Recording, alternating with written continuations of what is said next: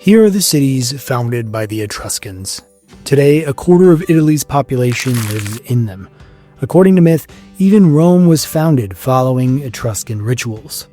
The last kings of Rome were also Etruscans.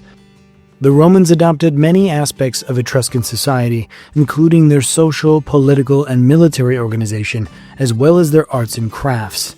Etruscan religion also had a strong influence on Roman beliefs. Even the Latin alphabet is just a slightly modified version of the Etruscan one. Through Latin, the Etruscan language has made its way into our own. Here are some English words that come from Etruscan. Yes, Sergio is an Etruscan name. It comes from the patrician Sergius family, which also had Etruscan roots. But who are the Etruscans? Where do they come from? Why are they still remembered? And why did they disappear? Let's figure it out together. Herodotus believed the Etruscans were migrants from the Lydian kingdom in Asia Minor. Indeed, there are clear parallels between Etruscan culture and the civilizations of the ancient Near East. But there are also contradictions. For example, if the Etruscans came by sea, why are there no Etruscan settlements along the coast? And if they were newcomers, why did they use the Greek alphabet instead of bringing their own script? Moreover, modern genetic studies show that the ancestors of the Etruscans and those of prehistoric Asia Minor split as far back as the Neolithic period, thousands of years before the rise of the Etruscan civilization. Dionysius of Halicarnassus, a historian from the 1st century BC, argued that the Etruscans were native to Italy. For a long time, this idea was dismissed as fiction, possibly even a political move to flatter Octavian Augustus, whose family claimed Etruscan ancestry. But today, evidence increasingly supports the idea of cultural continuity between the Etruscans and their early Villanovan culture of the Iron Age. In fact, the only reliable way to tell a late Villanovan burial from an early Etruscan tomb is the presence of an inscription. If there's writing, it's Etruscan. No writing, it's Villanovan. Other theories exist too. Some scholars suggest the Etruscans came from the Alps, or migrated from the island of Sardinia. But these ideas remain speculative at best. Archaeology shows that the Etruscans expanded from Tuscany northward toward the Alps, not the other way around. As for Sardinia, its ancient inhabitants built massive stone towers called nuraghi, probably for religious purposes. But nothing like these towers exists in mainland Italy, which weakens the Sardinian origin theory. The most convincing explanation is that the Etruscans emerged from the local Villanovan culture, gradually shaped by contact with the Phoenicians and Greeks, and possibly even intermixing with them. There's even a reflection of this blending in Roman legend. King Lucius Tarquinius Priscus, one of Rome's early monarchs, was said to be half Etruscan and half Greek. It's no coincidence that the Villanovan culture began transforming into what we now call Etruscan during the 9th and 8th centuries BC, right when the Phoenicians and Greeks first started sailing to Italian shores. The Etruscans are wrapped in a mantle of mystery, mostly because their language still hasn't been fully deciphered. They wrote using the Greek alphabet, and every year new studies claim to have finally cracked the code. Some by fringe theorists, others by serious scholars. The problem, none of these translations agree. Different researchers interpret the same texts in completely different ways. We do know a few things. The Etruscan language is not Indo-European, and it appears to have an agglutinative structure, meaning words are formed by stringing together multiple roots, prefixes, suffixes, and affixes.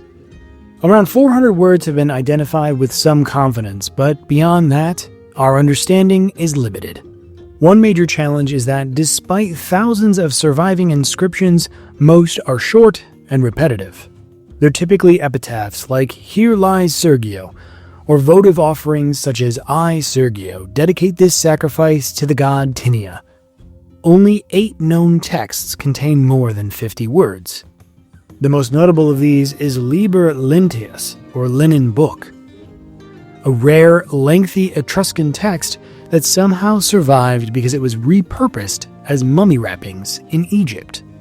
We know that the Etruscans had linen books, but only one had survived. In the 19th century, a Croatian officer named Mihailo Baric purchased a mummy and its sarcophagus while in Egypt. The mummy eventually made its way to the Zagreb Museum. There, researchers noticed writing on the linen wrappings. For years, no one could identify the language, until the early 20th century, when it was finally recognized as Etruscan. Somehow, an Etruscan linen book had ended up in Egypt, where a local embalmer had cut it into strips and reused it as mummy bandages. The text turned out to be a religious calendar. We can make out references to recurring rituals, the names of gods, and the names of months. But the book still hasn't fully been deciphered. Hopes for unlocking the Etruscan language soared in 1961, when archaeologists discovered the Pyrgi tablets, thin gold sheets inscribed in both Etruscan and Phoenician. It was a potential Rosetta Stone. But there was a catch. The texts aren't word-for-word translations. The Etruscan version is much longer, which limits how much we can learn from comparing them. Two languages are believed to be related to Etruscan. The first is the language of the Rhaetian tribes, who lived in the Alps. Ancient authors often referred to the Rhaetians as mountain Etruscans, suggesting a shared origin or cultural connection. The second is the language once spoken on the island of Lemnos in the Aegean Sea. Interestingly, the ancient Greeks used the same word, Tyrrhenians, to describe both the Lemnians and the Etruscans. The problem is that we understand Rhaetian and Lemnian even less than Etruscan. The surviving texts are extremely limited, and most are just a few words long. Scholars hope that future archaeological discoveries, especially longer inscriptions, will help us finally decipher these ancient languages. It's also worth noting that during the Late Bronze Age, around the 12th century BC, the urn-filled culture spread into the Italian peninsula. Some researchers believe this movement may be linked to the distant roots of Etruscan civilization. In Italy, this culture is usually referred to as the Proto-Villanovan culture. Its most distinctive feature was its burial practice. The dead were cremated and their ashes placed in biconical urns. By the 10th century BC, this culture had evolved into the Villanovan culture, the direct predecessor of the Etruscans. Villanovan communities were typically small, housing about 3,000 to 5,000 people, and were built on flat, elevated areas like hills and rocky plateaus for easier defense. They continued the tradition of cremation and urn burials. As time passed and the population grew, social hierarchies began to emerge.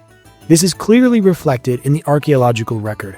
Some tombs were far richer than others, filled with weapons, ritual objects, and finely crafted pottery. Then, around the turn of the 8th and 7th centuries BC, the Villanovans began to establish contact with the Greeks and the Phoenicians. Trade followed. The Villanovans exported food and iron ore, and in return imported luxury goods, bronze and iron tools, pottery, and art objects. It's around this time that inscriptions in the Etruscan language began to appear. The language likely existed long before, but it hadn't been written down, at least not in any form that has survived. Burial customs changed too. Cremation gradually gave way to inhumation, the burial of bodies rather than ashes, marking a significant cultural shift as the Villanovan era gave way to the fully developed Etruscan civilization. Small tribal settlements on hills gradually transformed into well-fortified cities perched on plateaus and mountaintops. With this urbanization came the rise of crafts and the arts. At first, Etruscan artists simply imitated the works of Greek craftsmen. But everything changed in the 6th century BC, when the Persian Empire invaded Ionia. A wave of Greek refugees fled across the sea, and many of them settled in Etruria. Their arrival gave Etruscan art and craftsmanship a massive boost. By the end of the 6th century BC, Etruscan art had reached a level comparable to that of the Greeks. In fact, Etruscan pottery is often so similar to Greek that only mineralogical analysis of the clay can reliably distinguish the two. At the same time, the Etruscans developed a distinct ceramic style of their own, bucero. This style of pottery was made by adding soot to the clay, and once the vessel was fired, it was polished until it gleamed like metal. The result was elegant, black, and almost bronze-like in appearance. Interestingly, both the Greeks and later the Romans described the Etruscans as incredibly promiscuous and decadent. Rumors of Etruscan promiscuity mostly stemmed from the unusually high status of women in their society. Unlike in Greek or Roman culture, Etruscan women dined and drank wine alongside men, something the Greeks and Romans found shocking, even scandalous. But in reality, erotic themes in Etruscan art are no more common than in Greek art. The Etruscans also loved music and dance, activities that the stern, patriarchal Romans considered frivolous or even indecent. Their reputation for decadence was further fueled by everyday habits. The Etruscans ate hot meals 2 or even 3 times a day, while the early Romans prided themselves on eating only once. The Etruscans were master metalworkers and jewelers, achieving extraordinary levels of detail and refinement. Take, for example, this tiny pendant depicting the river god Achilleus. Isn't it stunning? Look closely. The beard is crafted from minuscule grains of gold, each less than half a millimeter in diameter. Such delicacy speaks volumes about the skill of Etruscan artisans. The arts of painting and sculpture also flourished in Etruscan civilization. This is especially evident in the rich necropolises found near the Etruscan cities. The Etruscans built elaborate tombs, essentially full-scale houses for the dead. Inside, they placed sarcophagi, along with a wealth of objects the deceased might need in the afterlife. The tomb walls were often beautifully painted and decorated, and the entire structure was covered with an earthen mound, or tumulus. Etruscan military craft also developed significantly. They fought many wars, not just against their neighbors, but also among themselves. Yet these were rarely wars of conquest. Their main goals were to capture trophies, steal cattle and harvests, and take slaves. The Etruscans had little interest in occupying foreign cities. From early on, they also engaged in piracy along Italy's western coast. By the 7th century BC, Etruscan piracy had grown so bold that Greek and Phoenician ships avoided sailing beyond Sicily and Sardinia. The Etruscans are the inventors of the naval ram, a heavy bronze projection mounted on the prow of their ships. Thanks to this innovation, their pentaconters, fast warships rowed by 50 oarsmen, became a serious maritime threat. In the same period, Etruscan influence expanded rapidly. They settled along the southern coast of the Tyrrhenian Sea and pushed north into the Po River Valley. They even founded colonies on Corsica. By the late 7th century BC, Etruscan kings were ruling over Rome. Ancient sources don't say this outright, but the evidence suggests that Rome became something like an Etruscan client city, and that its kings may have acted as governors under Etruscan authority. This period greatly benefited the Romans, who learned a great deal and adopted many crafts and artistic traditions from the Etruscans. By the beginning of the 5th century BC, Etruscan civilization had reached the height of its power. After that, its decline began, but more on that later. According to Etruscan belief, their religion was revealed to them by a mysterious figure named Tagus, a bearded white-haired infant who emerged from a sacred furrow in the earth. Tagus dictated 5 sacred books to the Etruscans, detailing rituals and methods of divination. The main gods of the Etruscan pantheon included the thunder god Tinia, equivalent to Zeus or Jupiter, his wife Juni, who entered Roman mythology as Juno, and Minerva, a goddess of wisdom, a counterpart to the Greek Athena and Roman Minerva. The Etruscans also worshipped Aplu, considered the same as the Greek Apollo, but in fact Apollo was originally borrowed by the Greeks from the East. If the theory of the Etruscans' Aegean origins is correct, it's possible they adopted Apollo directly from the Babylonians or the Hittites, who worshipped a similarly named deity, a bull. Finally, the goddess of fertility Turan. Her closest Roman counterpart is Venus. When speaking about Etruscan religion, one cannot ignore their elaborate methods of divination. They interpreted omens from the entrails of sacrificial animals, the flight patterns of birds, and even bolts of lightning. These forms of divination played a central role in Etruscan society. No major decision was made without consulting the signs. If the omens were unfavorable, plans were simply abandoned, no matter how important they were. Each type of divination had its own specialist.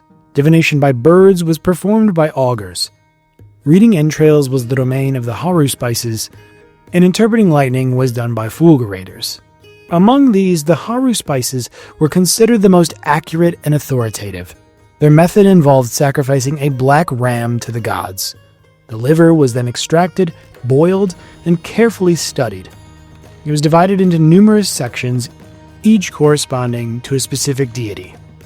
The haruspics would look for any irregularities, spots, growths, or discolorations, and interpret their meaning based on which god's selection of the liver that they appeared in. This was believed to be a direct message from the divine. If I had to name just one reason for the decline of Etruscan civilization, I would sum it up with one word: disunity. The lack of centralized authority and internal cohesion left the Etruscans unable to cope with the mounting challenges of the 5th and 4th centuries BC. At the end of the 6th century BC, the Romans overthrew their last Etruscan king, Tarquinius Superbus, and despite several attempts, the Etruscans were unable to retake the city in the wars that followed. Soon after, the Greeks drove the Etruscans from the Tyrrhenian Sea. In 474 BC, the fleet of Syracuse, led by Hiero I, defeated the combined Carthaginian and Etruscan navies at the Battle of Cumae. This marked a turning point. The Greeks took control of maritime trade in the western Mediterranean. In the late 5th century BC, Rome began expanding northward. In 396 BC, it captured Veii, the largest city in Europe at the time, with an estimated population of 400,000. Then, in 387 BC, the Gauls invaded from the north. They passed through Etruria, sacking Rome and many other cities along the way. The entire 4th century BC was marked by near constant warfare between the Etruscans and the Romans. With each battle, Rome's borders crept further north, and yet the Etruscans never united against this common threat. On the contrary, many Etruscan cities allied with Rome against their own neighbors. Only at the very end of the 4th century BC did they attempt to form something resembling a military alliance. But by then, the Roman war machine was already too powerful to be stopped. By the beginning of the 3rd century BC, most Etruscan cities had effectively become client states of Rome. Once under Roman rule, the Etruscans adapted quickly to the new reality and offered little resistance. When Hannibal invaded Italy at the end of the 3rd century BC, he hoped the recently conquered Etruscans would rise against Rome, but not a single Etruscan city joined him. Over time, many Etruscans gained Roman citizenship and began to play prominent roles in the state.